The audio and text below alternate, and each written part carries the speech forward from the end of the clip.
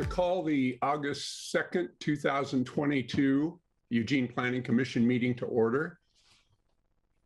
I'd like to welcome everyone. I'd like to thank you all for joining us in the remote meeting format that we're continuing to use. I've got a couple of items to cover here before moving into the agenda. First, anybody who wants to access this meeting can do so by watching the live stream that's available on our website or the broadcast on Comcast Channel 21, or you can follow the access instructions on the meeting agenda. And if you do join us remotely, please be aware your microphone and your webcam are muted when you enter the meeting as an attendee. Also, if you are joining us and you wish to participate in the public comment portion of the meeting, please raise your virtual hand now. You can join the speakers queue in a couple of ways. If you're viewing the meeting on your computer, you click once on the blue hand icon or the hand icon. If you're joining by phone, you can press *9. Now, I would like to take a couple of minutes at this point, and I'd like to welcome we have a new commissioner, Jason Lear. I'd like to let you know how happy we are to have you here with us and joining the Planning Commission. And what I'd like to do is give you a chance, Jason, to introduce yourself. And then we'll, as is our custom, we'll go around and we'll have each of the commissioners introduce themselves. So, Jason. Thanks so much for that warm welcome. I'm proud to be an Oregonian and a Duck. I've lived in the state for about 20 years, with the large majority of that time in Eugene, some of it in Portland.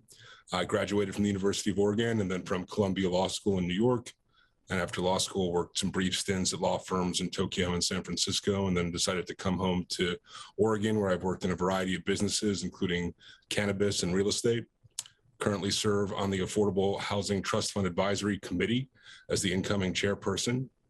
And I'm a firm believer that Eugene is a unique, exceptional, incredible place to live, and protecting that character and those values is extremely important. So I look forward to the opportunity to serve and help navigate through the challenging work of the commission. And I take to heart the deeply felt and sincere beliefs that our community has about the important choices we make and how they affect our path into the future. Well, thank you. Thank you very much. And welcome. I'll go next quickly. I'm Ken Beeson. I've been on the Planning Commission for 3 years. I'm a Eugene native. Lived here since I was a child, basically. Went to school here, worked at eWeb. I retired from eWeb back in 2010. I've done a few things since then. I've been on the Budget Committee, so on the Human Services Commission for 3 years. And as I said, I've been on the Planning Commission I'll be starting my 4th year on there. So yeah, I also, I think, hold a value of public service and the importance of it, and appreciate all of my colleagues, and I appreciate being on the commission. And I'll let whoever wants to go next. Well, I'll go next. Chair Beeson, can everyone hear me? Yes, okay, great, thank you. Never quite sure. Commissioner Lear, welcome to the commission. I think you'll really enjoy your time here.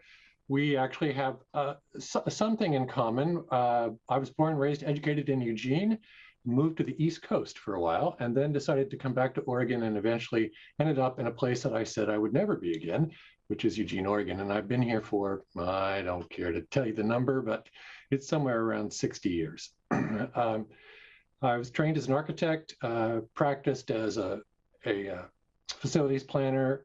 I was a campus architect at the University of Oregon for 25, 30 years.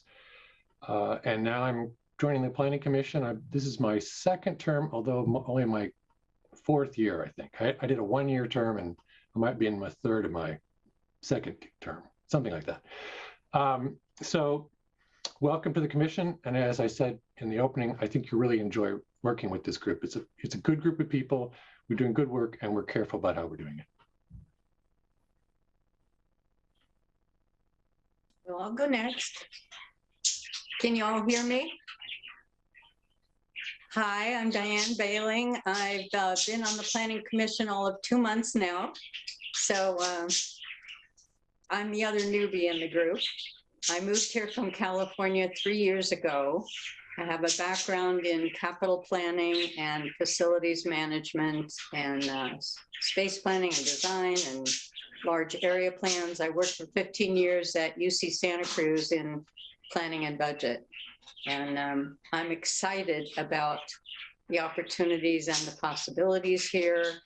And I'm thrilled to be able to have an opportunity to be useful, make a contribution, participate with a bunch of really nice people.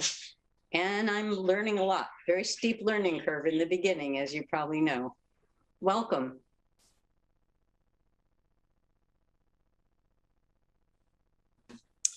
I'll go next. So I'm Dan Isaacson, obviously a Eugene Planning Commissioner. In my other volunteer roles, I'm the president of the local NAMI chapter here in Lane County, which is the National Alliance on Mental Illness, the co-chair of the Suicide Prevention Coalition as well. And I'm an ARCO board member, so the River Road Community Organization. Small business owner as well. We have some similarities in some of our background in that area too. We'd love to chat offline about that. I've been on the Planning Commission. This is approaching my second year, and currently serve as the vice chair to Ben's chair. I'll go next and also request that somebody move Tiffany over into the meeting. My name is Lisa Fragala. I am a local educator. I worked in K-12 for close to 25 years and now work in higher education at Pacific University. I think I've been on the Planning Commission. I'm in my second term, maybe halfway through, so something like 5 years. And never thought I would become a code geek, but I officially claim that title now, and find myself getting into deep conversations about code at social gatherings that it's kind of funny. So glad to have you here, Commissioner Lear, and thank you for joining our group.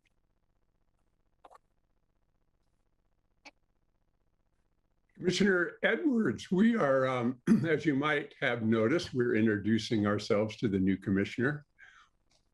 Wonderful. Thanks, you guys. Thanks for letting me in.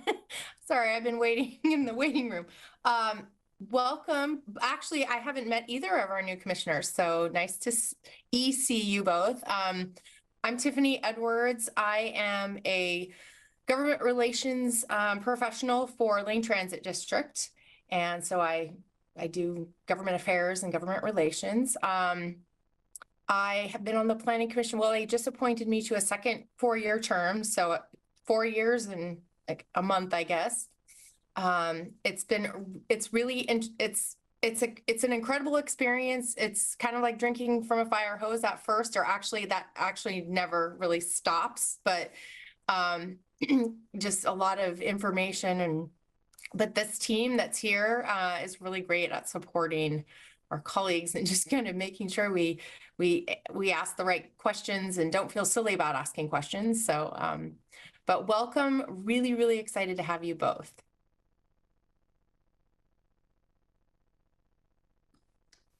Thank you. We've got some staff here too, and I'm wondering if they might want to introduce themselves as long as we're going through this. Just jump in. Hi, Commissioner Lear. We have met previously. Alyssa Hanson, Planning Director. I have been with the city for a little over 20 years and been in Eugene for about 30 years. And we're just really excited to have you on board. I'll go next. I'm Gabe Flock, Principal Planner and actually the Project Manager for tonight's topic on the Greenway Code Amendments. I've been with the city for 26 years and a lifelong Oregonian. And I think, well, I'll turn it to Jeff. Thanks, Gabe. Jeff Kepper, Senior Planner. I've been with the city now for a little over 3 years. I'm here to assist with this project from a code perspective and just as additional help as needed. And I might be the one that's been in Oregon the least, which is only running about 4 years at this point. So, and with that, I'll hand it over to Lauren. Hi, I'm Lauren Summers, an assistant city attorney, and I'm the city attorney that primarily does work with the planning and development department. So I'm the face that you will generally see at your planning commission meetings. I am not quite a lifelong Oregonian, but not far off. I moved here from Washington State when I was 7, so pretty good. And graduated from U of O Law School and have stayed here ever since. So here I am. And I'll go last. I'm not a city staff member. Commissioner Lear, it's nice to meet you. I am a private consultant with Cameron McCarthy, Landscape Architecture and Planning. We do mostly public work, but we are supporting city staff with this project and some other code projects. And I am a native Oregonian and have been in Eugene now for 25 years. Thank you. Thank you, Colin. Thank you, everybody. All right. Well, welcome again, Jason. So at this point, what I'd like to do, we're going to move on to the agenda. We'd like to begin our meeting tonight with a land acknowledgement. And I've got a couple of brief comments, a couple of brief remarks on this and how we've come to this point. And then I want to turn it over to Commissioner Ramey. This meeting tonight is the first time that we have included a land acknowledgement. Commissioner Ramey proposed a little over a year ago that we start doing this as part of our meetings. And with support from the commission, we agreed that we would move forward. And I would say that we have proceeded intentionally, and we've proceeded with some care. Most of us have completed a workshop on land acknowledgement and tribal sovereignty that was led by the city's Genevieve Middleton. We learned about current issues that are impacting the local Native American community and also the regional tribal nations. That learning, I think, has helped us to understand the purpose and usage of a land acknowledgement statement. And I'm going to note here, I'm expecting Commissioners Bailing and Lear, being new, that they will be able to complete the workshop that we completed sometime in the next few months, as that can be scheduled. The city has developed an interim land acknowledgement statement for City of Eugene boards and commissions to use. That statement was shared with the Planning Commission back in June. We've had a subcommittee, Alyssa, Commissioners Ramey, Fragala, and myself discussing this. And with a suggestion from Commissioner Ramey, we have added a sentence at the end of the city statement on how the land acknowledgement might be used to guide the Planning Commission work. I'd like to emphasize that sentence we've added we can revise that as the Planning Commission. We can revise that as we go forward. And I also would say, I envision that we'll have some additional discussion going forward on this, including how we might share delivery of this statement between ourselves, between the commissioners. So with that, I want to turn it over to Commissioner Ramey. Thank you, Chair Beeson. Since time immemorial, the Kalapuya people have been the indigenous stewards to our region, building dynamic communities, maintaining balance with wildlife, and enacting sustainable land practices. This land acknowledgement is a way of resisting the erasure of indigenous histories and to honor Native communities by inviting truth and reconciliation.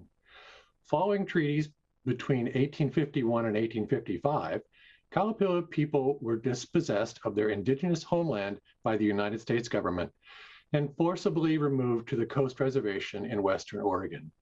As we consider the impacts of colonization, we also acknowledge the strength and resiliency of displaced indigenous people. The city of Eugene is built within the traditional homelands known as the Kalapuya Ilihi. Kalapuya descendants are citizens of the Confederated Tribes of the Grand Ronde Community of Oregon and the Confederated Tribes of the Siletz Indians of Oregon. They continue to make contributions in our communities here and across the lands. We express our respect for the inherent political sovereignty of all federally recognized tribal nations and indigenous people who live in the state of Oregon and across the nation. Therefore, the Planning Commission recognizes that what we do today will affect the many generations who will come after us. Thank you, Commissioner Ramey. Okay, what I'd like to do now is move to agenda item A, which is public comment. And I'll start by checking with staff and see if we've got any public that has that wants to speak. We do have one person with their hand raised. Okay.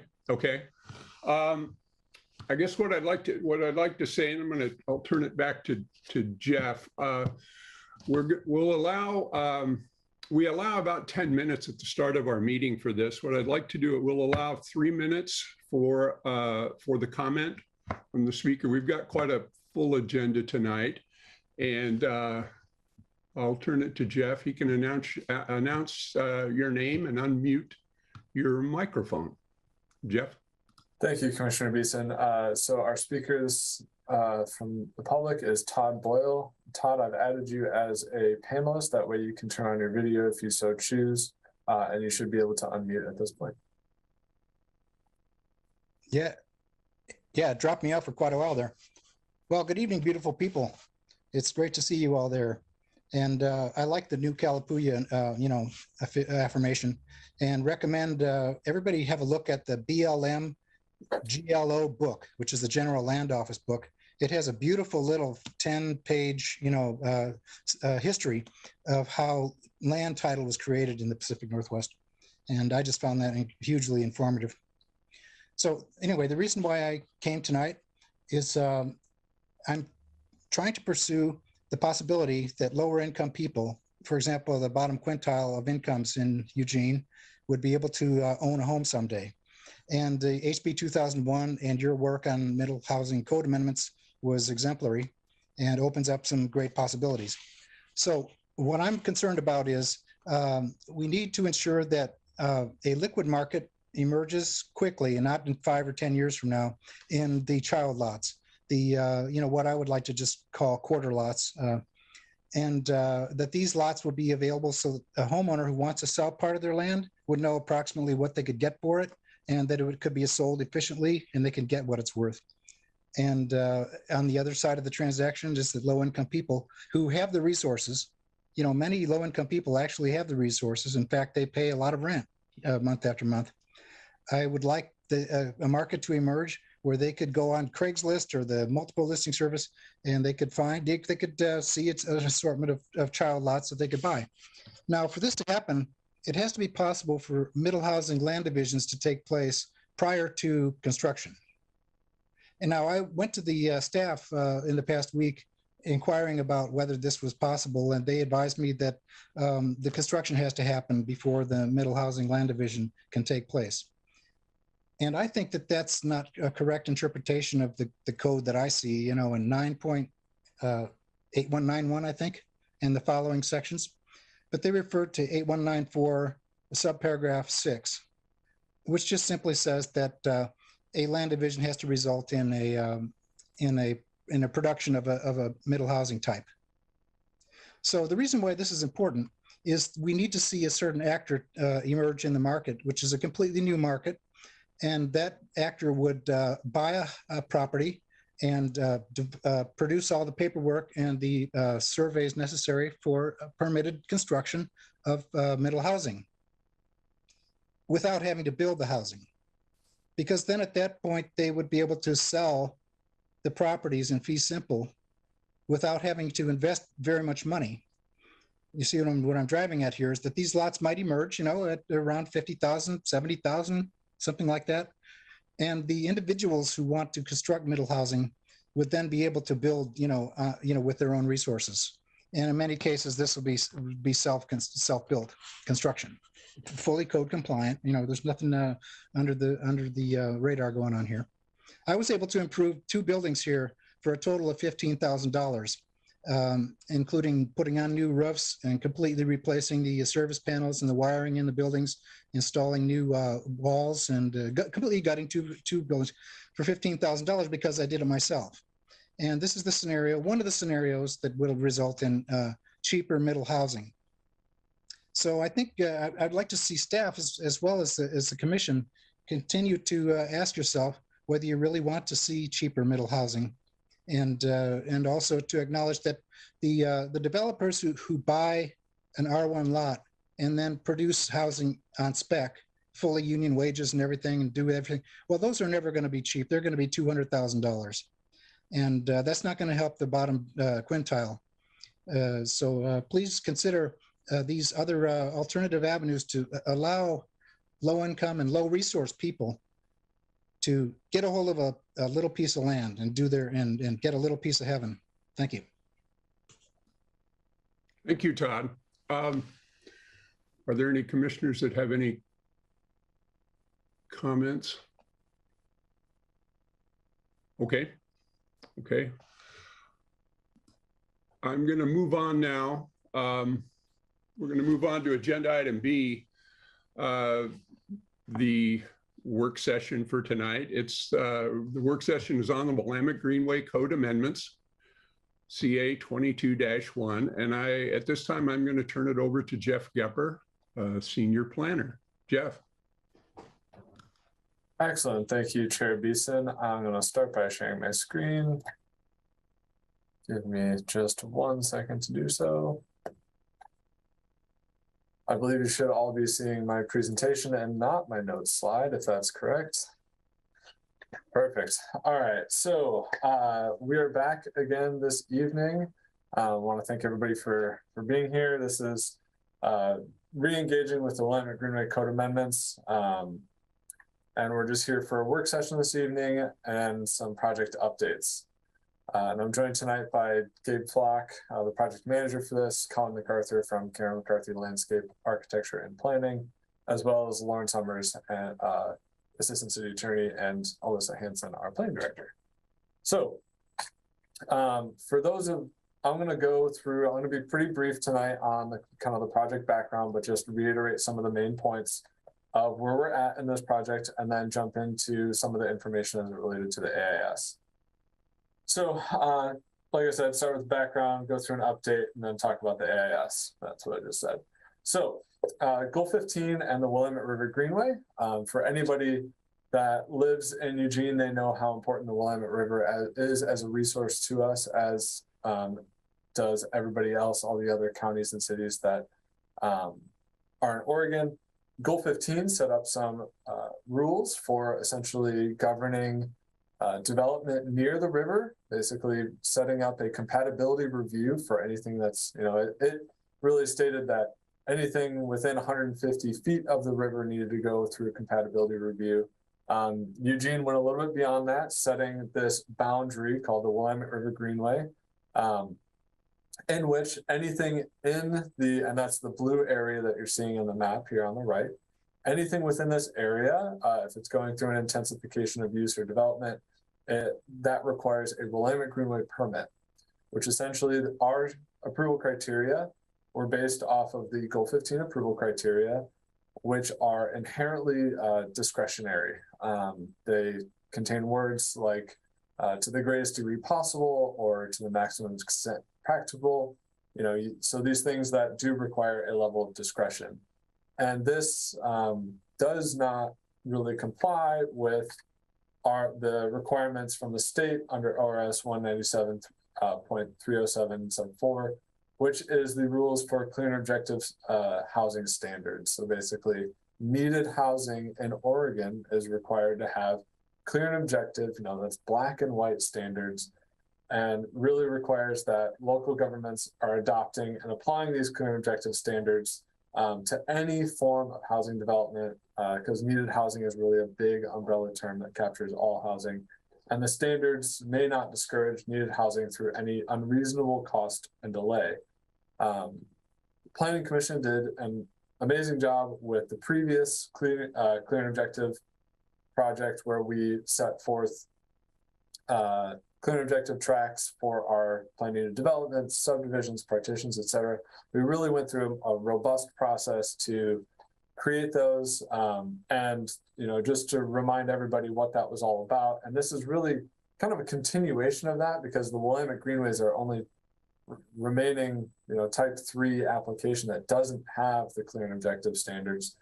So it's a continuation of that project, and those goals were to mitigate barriers to housing, increase efficiency and predictability for those types of applications, and effectively address development impacts for housing developments. So just to put it in the context of, the Greenway, so we are really here to, with this project, continue that work to create a clear and objective set of approval criteria for proposed housing within the Willamette River Greenway.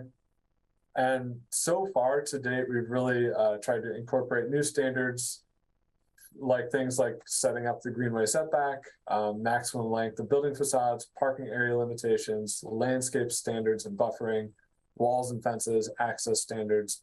And then we're going to touch on some of those items tonight, as well as some others.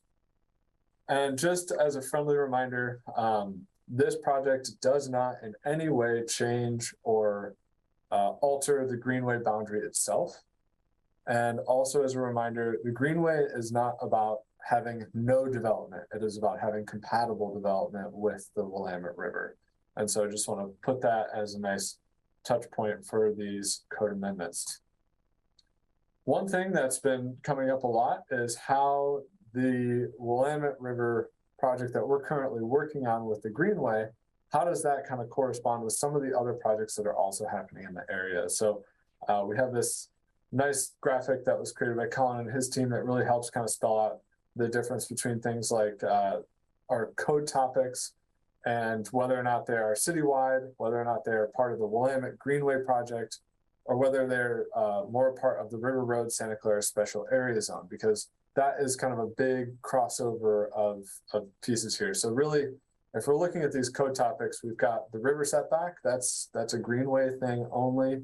For building height, there's citywide standards for that, and the River Roads Special Area Zone are kind of setting up rules. Whereas building length, that across the river is really coming up through all three. Tree preservation, we have citywide tree preservation standards, and as we'll discuss a little bit later tonight, we are going to introduce what that could look like for this Greenway project. Our landscape buffers, we have those for the Greenway as well as the River Road Special Area Zone for housing. Context-sensitive design, that's a River Road in Santa Clara only. And then pedestrian access is one that does cross all three. So really, this is just to kind of contextualize what we're working on with this Greenway project as compared to some of those other standards. So with that, you'll all remember that we had a March 8th, 2022 public hearing in which we presented a draft code to the Planning Commission, and we heard from members of the public on that draft code. And then we took a bit of a pause. We realized that there were some issues that we really needed to review and take care of. And so we took a break, we reviewed those, and we came back to the Planning Commission on June 14th. And the Planning Commission supported doing a few things. One, it's that break was necessary and important, and it's going to result in changes to the code that will be significant enough that we should hold a second public hearing. So, sometime this fall, we'll be holding another second public hearing on a different or updated set of draft code amendments. The other thing that you all did was reopen the record to make sure that people could continue to submit testimony regarding the draft code amendments as we move towards that second public hearing.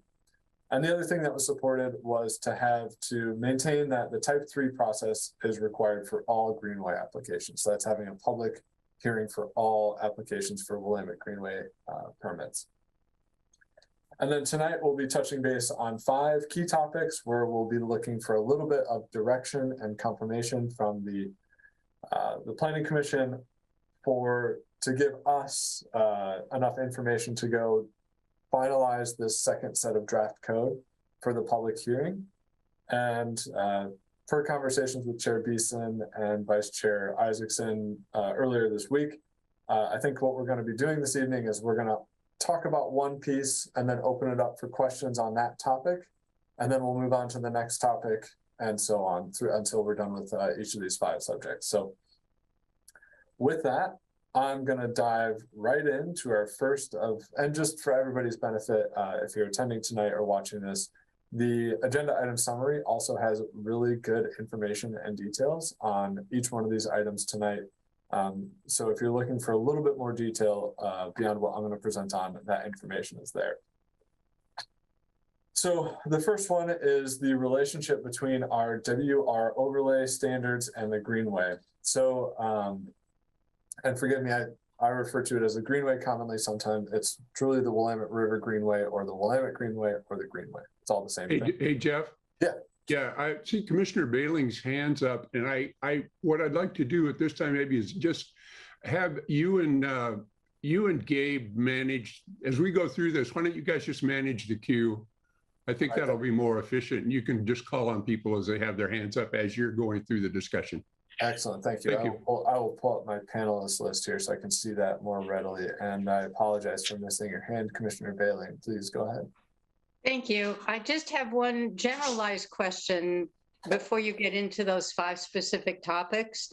I noticed both in the agenda and on your project website, there's this interesting line that says developments will be allowed to choose between the clear and objective standards and the traditional discretionary standards. And my niggling thought about that is, doesn't that render all of this moot? How are we not changing it and requiring the clear and objective standards? That's been bothering me. Thank you. That's a great question. I'm happy to take a shot at that. And Gabe and Lauren, feel free to step in. But really, creating this 2-track system, what we're referring to as a 2-track system, where you can either opt in for the discretionary standards or the clear and objective track. And that's the way that we've set it up for all of our other land use applications, such as the plan unit development, subdivisions, and so on. And it really, what it recognizes is the importance of having that balance between, over-regulating. So if we make the needed housing track so difficult or so tough to go through and really meet those standards, everybody's going to go to the discretionary track. And so we can't, there's that part of the ORS that says that you can't discourage housing through unreasonable cost and delay. And so there's that finding that balance of the right level of standards that people find those to be acceptable, and they'll go through that needed housing track and really work towards that in the future. And so this is really in line with the way that our other clear and objective processes have happened so far. And so I'll open it up for Lauren or Gabe if they'd like to build on that further. I'll jump in, Jeff. That was an excellent explanation. I'll take it a step back, Commissioner Bailing, and say that the Oregon Revised Statute state law requires that cities provide a set of clear and objective standards for the development of housing. So anyone who wants to develop housing needs to be able to take advantage of, if they choose, a set of clear and objective standards. So we must provide that. The statutes also give cities the option to additionally provide a second set of standards that may not be clear and objective, that may be subjective. And that is what the city of Eugene has chosen to do kind of throughout the code, throughout our land use applications, for a couple of reasons. That, as I said, the clear and objective track is required to comply with state law. The subjective track allows developers more flexibility if they have a proposal that perhaps is something that wasn't contemplated when the clear and objective standards were developed. Clear and objective standards, because they have to be both clear and objective, are necessarily relatively strict and relatively one size fits all. And so there may be folks who choose, and I guess the positive of that is that it should be very easy for a developer to look at that set of standards and know whether their proposal will comply or not. Like, they can go into it right away knowing that they should get an approval or not because of the way that their proposal is set up. the subjective standards, it's a little bit squishier, right? It's hard to know whether, know for sure whether a proposal is the maximum possible, is compatible, is, we have these sort of squishy words that are less defined. So it's possible that someone could challenge a development proposal and say that it doesn't meet some of those standards. But those squishier standards also allow for more flexibility for folks to do something that might be different and exciting and new and something that we hadn't contemplated before. So that is why, that's my understanding, that is why Eugene chose to adopt that 2-track system to make sure we comply with state law, but also to give folks an opportunity to be creative if they want to, or to have certainty if they want to. Thank you, Lauren. I'm happy to answer any other questions around that before I continue on with our updates and topics for the evening. All right, we're seeing no hands at this point. I'm going to jump in. Again, that was a really good clarification. I always appreciate touching base on that. The first topic for this evening is looking at the relationship between our Water Resources Conservation Overlay Zone. We refer to it often as just the WR overlay. And this is the tool that implements our Goal 5 natural resource protections. And then looking at the relationship between the WR overlay and the Greenway. And really, when we first started out this project, we were trying to really align those and have those things mesh together. But as we continued down reviewing the code and seeing how it worked, it really turned out that there were some issues with trying to mesh those together. And we thought that it was better just to have those operate entirely independently, or to the extent that they can. And so just for everybody's benefit, what you're seeing on the screen is on the left, you're seeing the Goal 5 inventory map. And so the Goal 5 inventory map shows all of our riparian resources and wetland resources. And that's kind of what's protected by our WR. So the Water Resources Conservation Overlay Zone is the thing that has the 100-foot setback from the Willamette River. It has 60-foot setbacks from our Category B streams. It's a tool that applies citywide and really protects all of our riparian resources with a really, really, really strict set of rules. Whereas the Greenway obviously is a much larger area and is only focused on the Willamette River and sets forth less of a protection and more of a compatibility review. And so what we basically determined was that instead of trying to bring these together, we'll have them operate independently. That doesn't mean one really trumps the other. It means that you have to comply with the WR requirements. So that means you have to be set back from your riparian resources, including the Willamette River. You have to, the uses that are allowed in those areas, according to the WR overlay, are really, really limited. And then you also have to comply with the Willamette Greenway. And so those are just two things that are going to apply separately, but have equal weight and force for allowing a project to move forward. And so with that, I'm just going to kind of keep it at that level right now, and I'm happy to answer any questions. And I see Commissioner Edwards has her hand up. Hey, thanks, Jeff. As I was listening to your meeting from June, one of the questions I had specific to that topic was, I know that when we were looking at the buildable lands inventory with the ETAC and doing that work, there was a 100-year floodplain that was pulled out of consideration for buildable lands. And I didn't know if that was factored into this at all. And I didn't see anywhere where it was. So I just was curious about that. That's a great question. And actually, floodplain regulations live outside of both WR and the Greenway. So that's an entirely another set of regulations that people have to comply with. Okay, so all three of those would need to be met if someone was considering development. That's correct. Along the Greenway. Okay, cool. Thank you. All right, and I've got Commissioner Fragala and then Commissioner Ramey. Thanks, Jeff. So I heard you just say that both Goal 5 and Goal 15 would both apply 100% separately, individually. But then in the AIS, it says that only the Greenway setback and related standards apply for purposes of review and approval of, here goes my screen, proposed housing. And that the WR overlay requirements would remain in full force. But applicants don't, that doesn't apply to housing. So can you clarify that? Am I reading that wrong? Yeah, I can clarify that. So what it is that when you apply for a Willamette Greenway permit, you don't have to demonstrate that you are meeting the WR standards. Instead, when you go to building permit, you would have to demonstrate that you meet those WR standards. So it's entirely possible that you could get a Willamette Greenway permit, and then when you go to building permit, be like, oh no, I need to be set back a little bit further than I originally anticipated. So while what it really is setting up is that there just needs to be strong coordination between projects and staff to ensure that people are setting themselves up for success by complying with both, but we just wouldn't, during the Willamette Greenway process, we wouldn't be able to deny them because they're not complying with that WR. Okay, great. That totally clarifies it. It's just in two separate sections of coordination. Great, thank you. Commissioner Raby.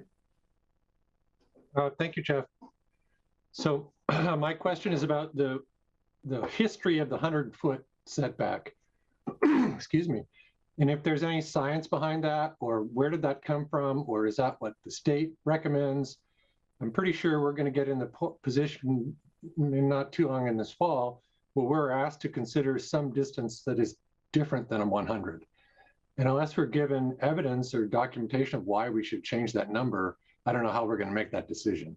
So just sorry, a little more homework. Maybe you've already done it, but help us put this in context. So when it comes time to set that distance, we can understand what we're doing.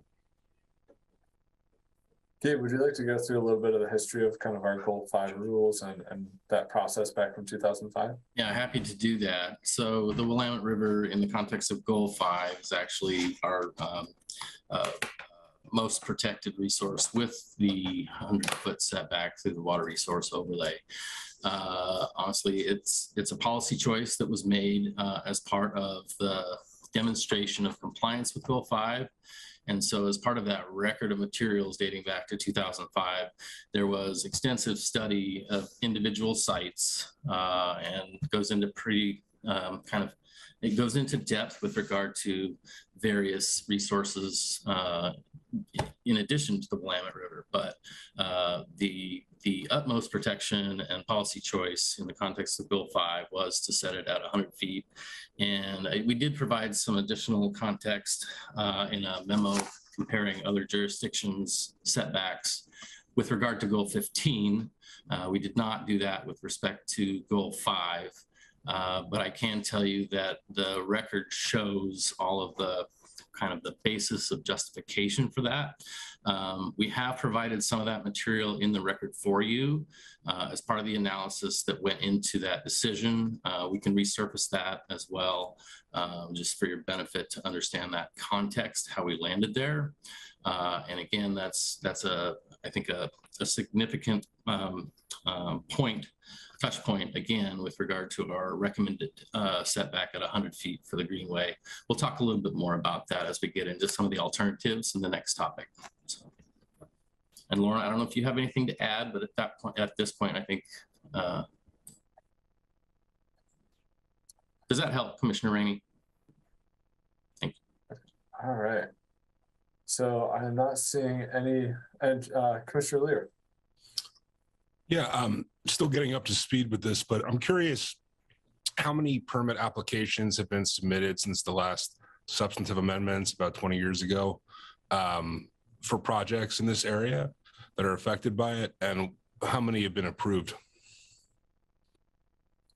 I'm happy to come back with a little bit of information on the number of standards. So the uses that are allowed within the WR conservation overlay areas, so basically that conservation area is extremely limited in terms of permitted uses. The uses that are allowed are, you have to get a if it's not just permitted outright, like a water dependent use or the removal of invasive species or the cutting of like a hazardous tree or something like that, there are some really, really limited uses that are allowed through a type 2 land use application called a standards review. We mostly see those for things like the installation of a stormwater outfall or the building of the West Bank path or adding lighting to some of our pathways and those types of implement those measures. But in terms of like development, you're not allowed to construct, say, like new housing within there. It's more about the those types of features that are necessary to like infrastructure improvements, road, bridges, pathways, and the like. And Gabe, do you have anything to add there? Oh, just anecdotally, I would note that our most frequent applicant under the water resource overlay standards is the city's Parks Department. And you're right, Jeff. The limitation on allowed uses is it's stringent, and it does not allow things like housing or commercial buildings and the like.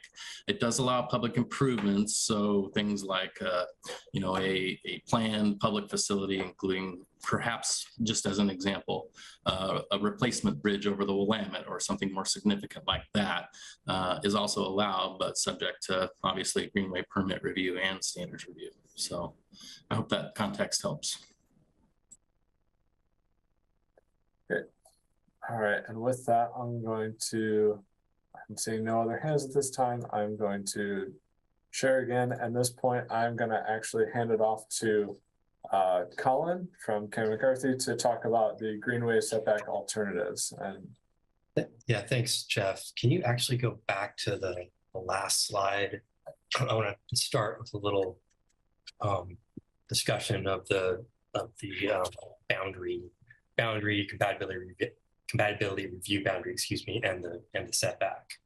So I'm going to start with talking about the comparative analysis that we did, and that is included as an attachment to the AIS, and that is in part in response to Commissioner Fragala and Commissioner Ramey's questions from our last meeting about what other communities do, what uses are improved within the Greenway using different processes, and I think Commissioner Ramey's questions about what communities have established as a setback is also covered in this discussion. So we set about to look at what other communities in Oregon, similar size communities, similar in geographic location, what they have for Greenway regulations. And we compared Eugene to Springfield, Corvallis, Salem, Milwaukee, and Lake Oswego, all up along the Willamette River. And what we found, I think it's important to note that when we read Goal 15 and the requirements for the establishment of different lines, we see 3 different lines. And the first line is the Greenway boundary, and that is what is shown on this map.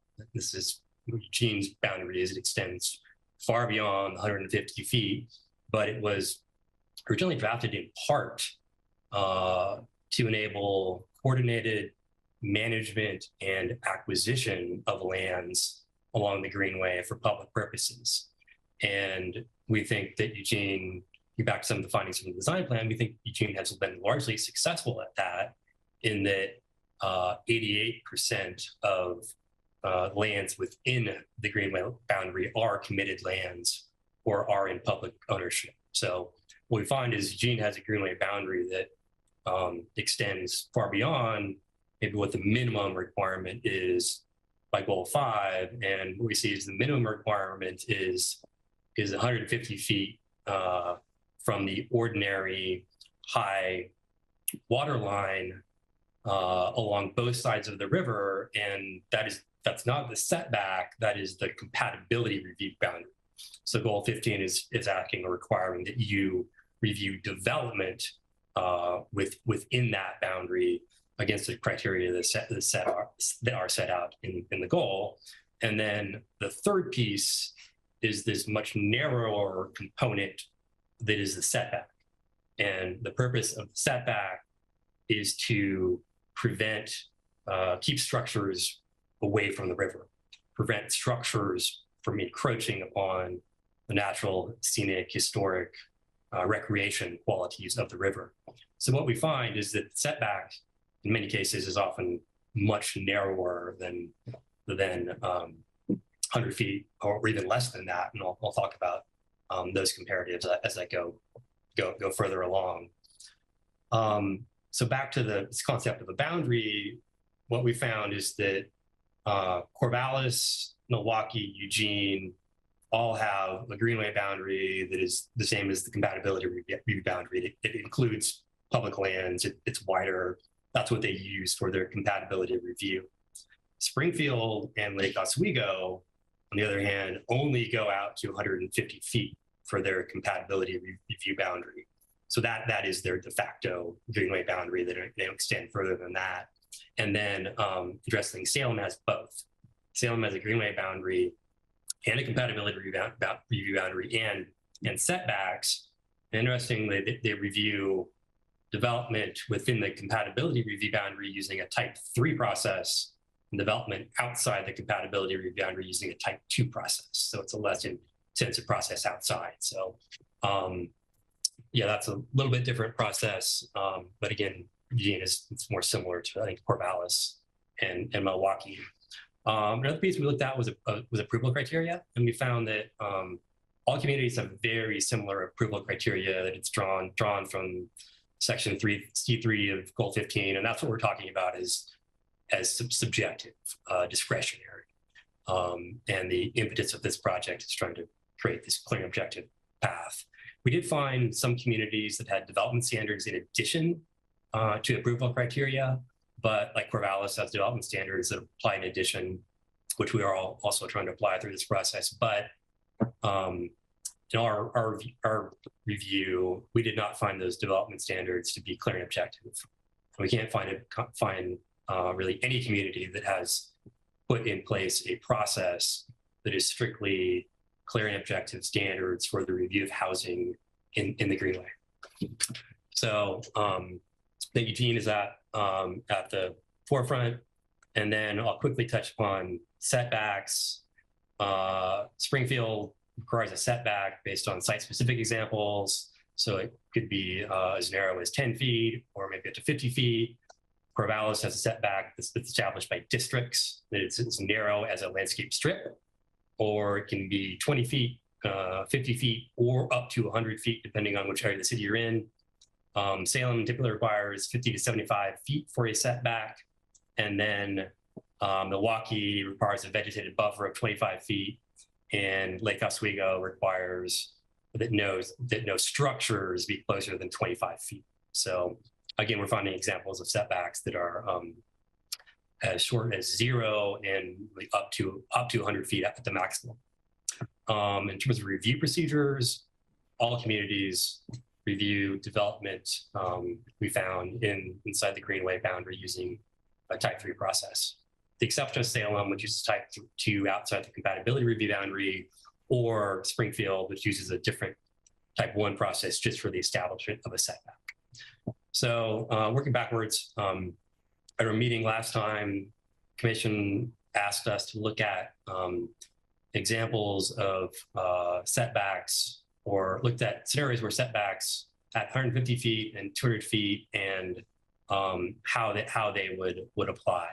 And so we picked 5 representative sites. They're all on the south side of the river. They're all either in River Road or the Whitaker neighborhood. And that's just because the north side of the river already has an established setback, and downtown riverfront, this is where we would be establishing a new setback. So Jeff, I think you can move to the example sites. So this is a site on Copping Street and Heritage Avenue and River Road. It's near the Owasso Bridge. It's 0.31 acres in size. It has a 3-bedroom dwelling that was constructed in 1966. And the 100-foot setback would protect maybe 25% of the site that is encompassed by tree cover. If we expanded the setback to 150 feet, we're in the middle of the site, so 50% of the site is constrained by development. We're at the edge of the structure, and then the 200-foot setback would occupy most of the site. So this site would be potentially have some redevelopment challenges if a setback of greater than 150 feet or 100 feet, excuse me, were applied. And then you can see the Greenway boundary is in the middle of Copping Street. There is the green line. Next site, moving further south. This is a Could we go back to that previous slide, and could I ask for a clarification, please? Sure. So the Greenway, so the top of bank is the light shaded area? Yeah, the top of bank is everything in blue shaded is top of bank. And so then the distance between the top of bank and that first dotted line? First dotted line you see is the tax lot boundary. And then the red line is the 100-foot setback. Okay, so I guess the confusion I'm having, in your previous explanation, you discussed 3 variables: understanding the Greenway boundary, which I can see in the dark green line. Yeah. But you differentiated between a setback and the 100-foot compatibility. So where is the foot compatibility indicated on this map? In Eugene, the Greenway boundary is the compatibility review boundary. It's the same. I'm sorry I did not make that clear, but that really that's the way it's always been in Eugene. Everything inside the Greenway. And I know Commissioner Ramey, we've had some prior experience of the Autzen Stadium complex being within the Greenway and permitting development there because it was public land and it was inventoried as part of the Greenway. So we've not set about doing the minimum standard, which is 150-foot compatibility boundaries. Does that make sense? Yeah, absolutely. Thank you for that clarification. Yeah. So this is more about establishing the setback, and in this case, the line closest to the top of bank is the 100-foot setback, obviously. Not seeing any other questions. We can keep going. This is a little more challenging site, also further down on Copping Street, Formack Avenue, and River Road. It's across from the Marist High School campus. And this is an area where there's a side channel and top of bank extends further inland. And this is a site that would be impacted by the largely impacted by the application of a 100-foot setback. And then, interestingly, if we were to apply a 150-foot setback or a 200-foot setback, the 100-foot setback would encompass the entire site and encompass part of the right-of-way. And then we're not even showing the 200-foot setback because that would be actually outside the Greenway boundary. And yeah, I don't think it's feasible to apply a setback outside of the boundary. So we've just snapped it to the boundary for the purposes of this site. Moving on to the next one. Okay, so this is one of the undeveloped sites we found in the Greenway. This site is on Oakley Lane and Hilliard Lane, 1.2 acres. It's vacant and undeveloped. And in this site example, the setback, 100-foot setback roughly aligns with the tax lot boundary. It's on the edge of the site. And then remember, as Jeff's going to talk about more, we have 10-foot landscape setback that goes beyond that. The 150-foot setback would encompass about 25% of the site, and the 200-foot setback would encompass about 75% of the site. So only maybe 20 or 30% of the site would be developable if that setback, the greater setback were applied. We got 2 more. I'll try to move quickly. This is a site on Stevens Drive that's across the river from Delta Ponds, and there is a recognizable apartment complex that is right on the river. And if the 100-foot setback were applied, that area would be in the setback. The setback would land in the middle of the Stevens Drive right away, protecting everything between the road and the river. And then if it were to be expanded to 150 or 200, you would see it encroaching on this residential property with a 3-bedroom home that was constructed in 2004 that is already separated from the Greenway and from the river by development in Stevens Drive. So this is one of the more extreme examples of a larger setback we could find. Then finally, I have one more. This is an apartment complex project. This is Whitaker in between River Road and I-105. It's 7.4 acres. It has about 88 apartment units. And the 100 setback roughly aligns with where development has occurred and protects that fringe. And then if we were to apply a greater setback, you can see how more and more of the site would be encumbered by those setbacks. So I think that's it for the site examples. And I'm happy to take any other questions about setbacks or any of the comparative analysis in the memo.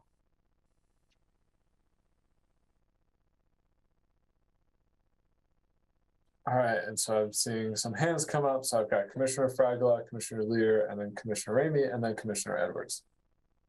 Great, thank you. So just to clarify, like for that home that ends up within the setback, it's not, the home still continues to exist, right? They don't have to tear it down. It becomes grandfathered in. So we're not talking about any development that exists being impacted. It's simply that they can't redevelop it. Is that correct? I would say yes, it would be considered a legal non-conforming use and structure within the setback. And also note that, again, to the question of a choice in process, effectively within that setback, they could not apply and receive approval for new housing within that setback in this new track, right? However, the potential could exist, or possibility is still there if they were to seek a discretionary approval, say for some form of middle housing redevelopment or a remodel addition, things of that nature. So there is still a possibility. So that was my wondering, was about like ADUs, middle housing, those types of things. I guess the other thing I would be really interested in is you did show an example of one lot that is completely undeveloped. And I'm curious how many of those lots actually exist. There are not a lot of those lots. I don't have that number off the top of my head, but I can run some quick analysis and get you that answer. But we had trouble finding a site like that, and frankly, many sites like that. Most of our land all along the river is developed. Yeah, I will say it's a sparing few. It's a handful of properties, just again, anecdotally, after looking at it and looking for good site examples.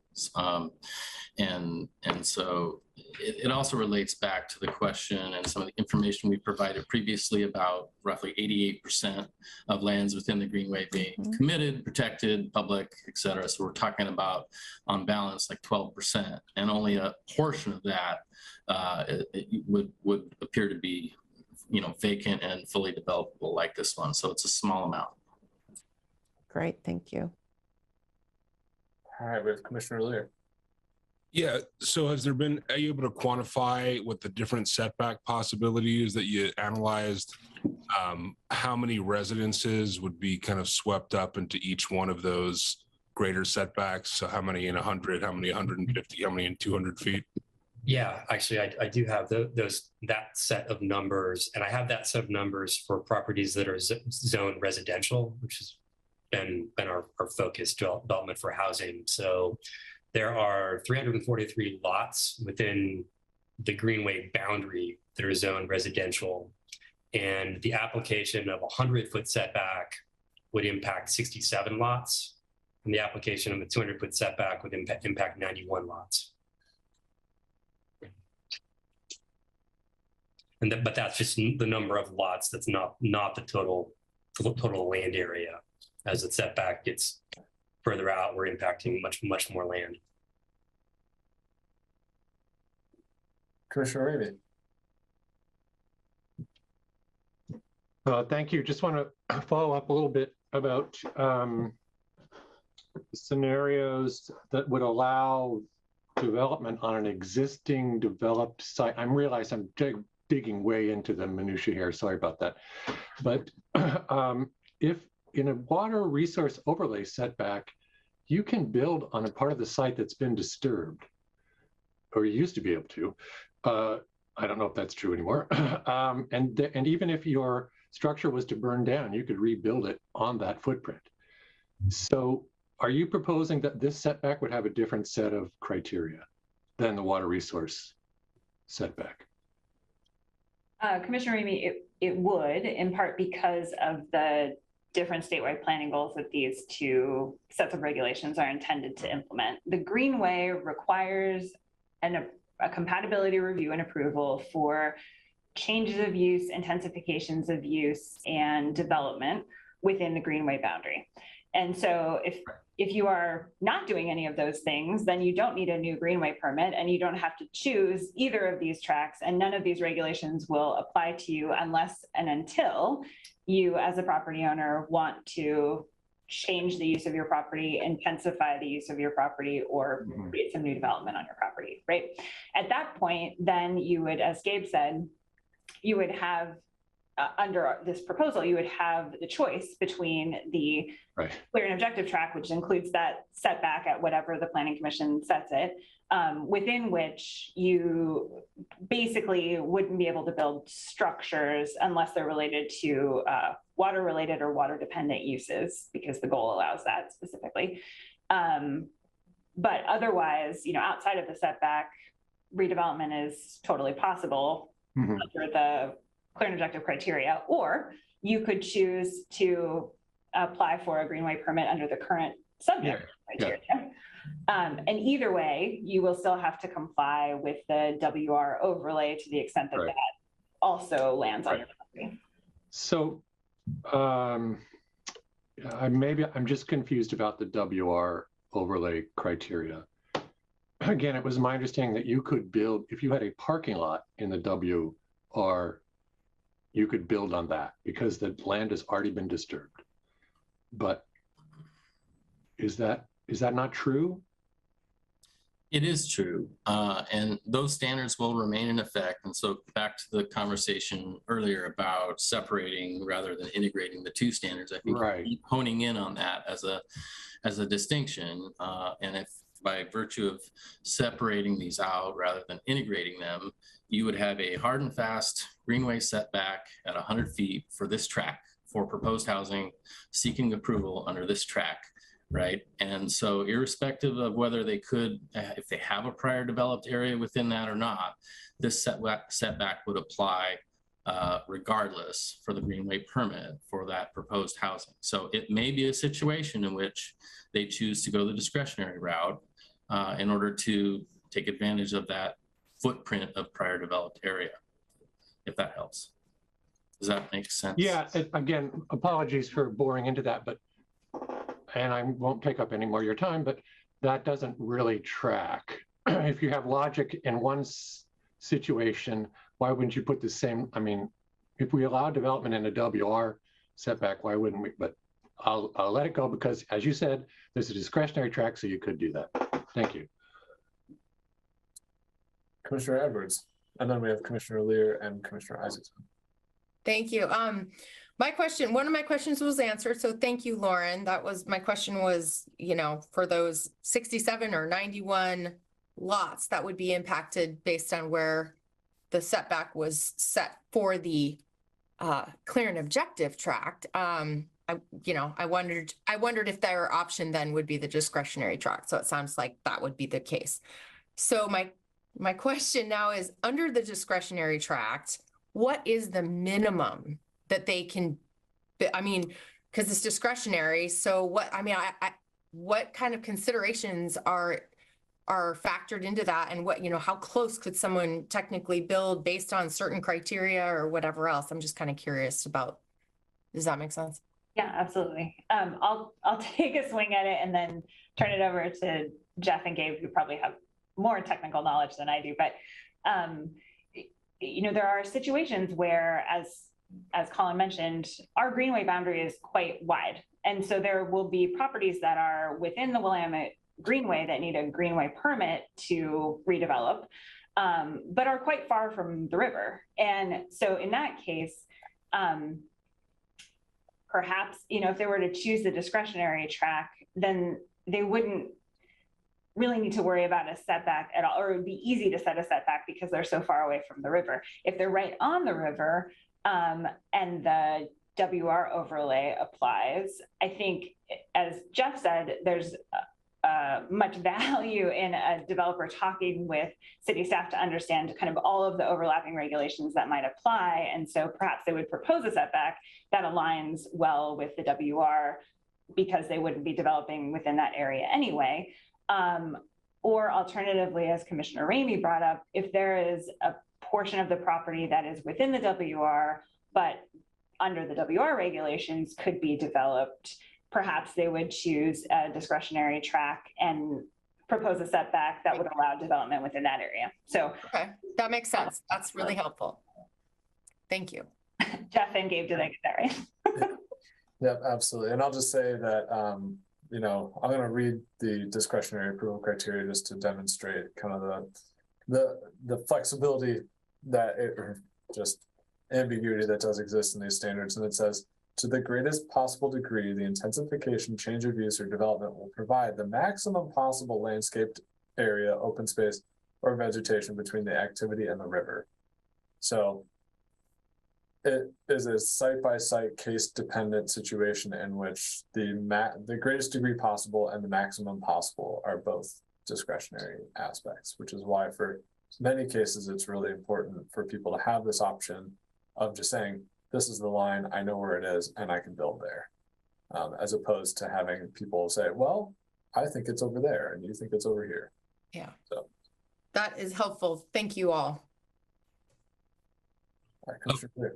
What is the feasibility if a greater setback is chosen in having a different setback for homes that are already existing? For example, if it affected, say, the ability to create infill housing?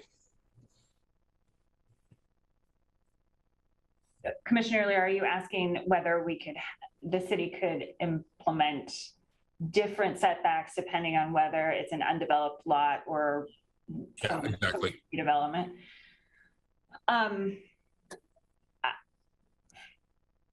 From a legal perspective, I think yes, as long as we could make findings of compliance with the goal. I'll let Jeff and Gabe talk about how that would work from an implementation perspective. I suspect it would be, could be confusing and burdensome, but I will let them speak to that.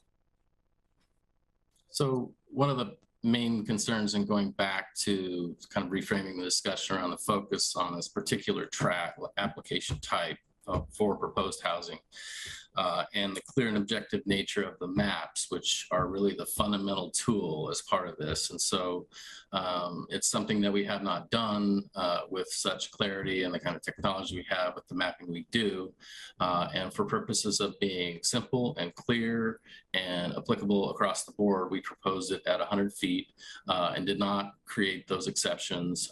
We've discussed a little bit about some of the, the effort early on in the process, which you weren't necessarily a part of for those earlier discussions, but there's a lot of complexity in terms of trying to draft code that's clear and objective that might encompass all those variable scenarios, right? And so I hesitate to go down that path in terms of the complexity at this point in the scope of the project, but it's not that we couldn't, as Lauren suggested. I mean, I think it would be legally justifiable as long as we could relate it back to the, Goal 15 intent. So.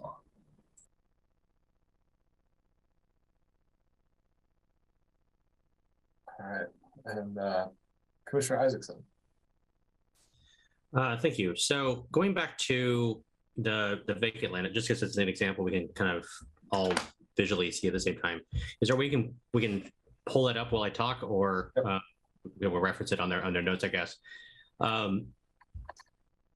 The way that we're currently proposing, this is about a 300-foot track, is a pretty good guesstimate of the length of distance north-south. And with setbacks, you can see the bike path on the right. My continued concern is again, we have kind of the potential for an encroaching large development that looks like the east side of the river as opposed to the west side of the river. And at the bottom right-hand corner, you have the bike path really touching the actual property line itself. So assuming that we didn't have tree preservation, you could have, even with setbacks, a fairly high series of apartment buildings be put inside there that are just right upon the folks who are trying to use the bike path, as opposed to the 150-foot setback, where there would be a fairly large buffering between those who are using the public access and public space of the bike path there, and people who want to choose to live near or redevelop or add to that particular property. And so that is my thoughts and concerns in this exact track. Is there anything I'm saying that wouldn't be correct through your guys as it lands? Commissioner Isaacson, just a point of clarity, are you referencing this piece, this here? Yeah. So this is a path of desire that exists. Sure. It's not the actual riverfront path. I get you. So the riverfront path actually continues down here through the trees. So I just want to make sure that that's okay. But people are accessing it correct to go out. Numerous parts. They'll take Lear, they'll take Oakley to kind of find their way back to River Road. And even with setbacks, if they're going to develop that under the current proposal 100-foot, all those trees are gone. And there's a building. Granted, there's an 80-foot maximum length, but if you did three buildings, or at least two buildings of 80-foot lengths there, it's under the current 100-foot, they're right up on top of that bike path.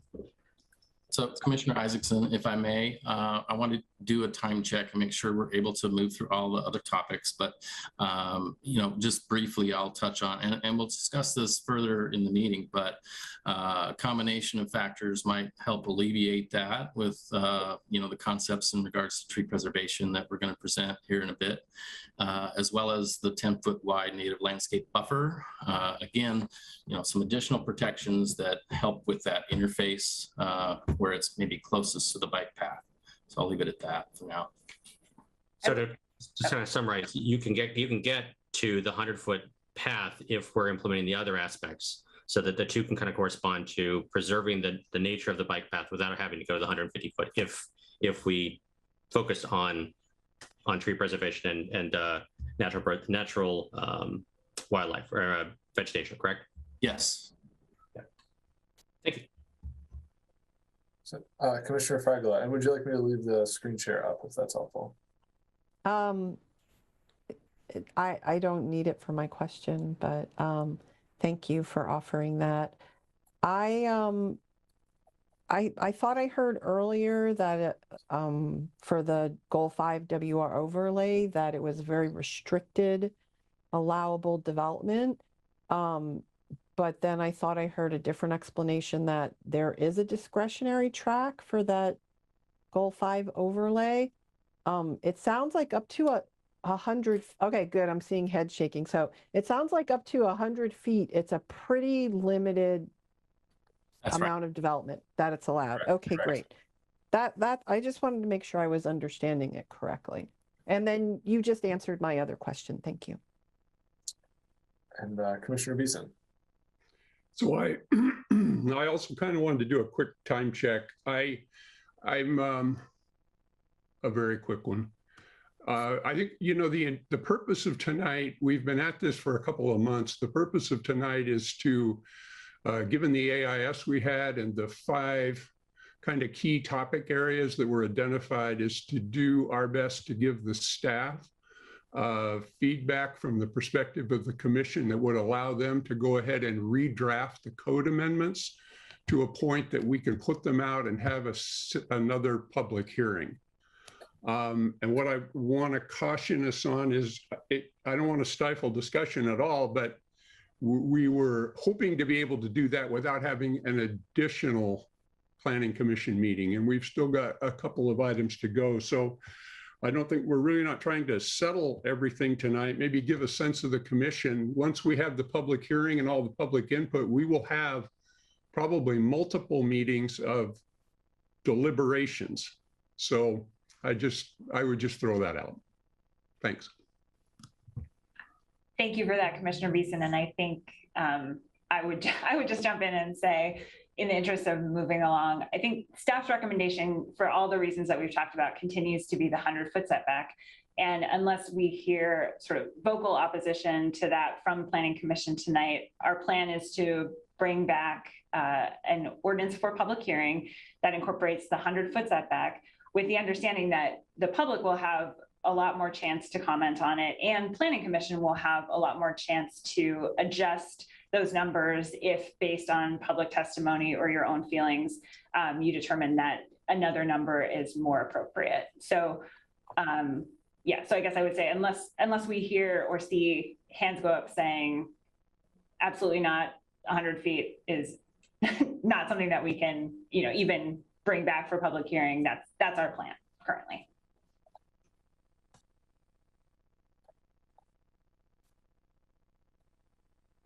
Commissioner Fragala.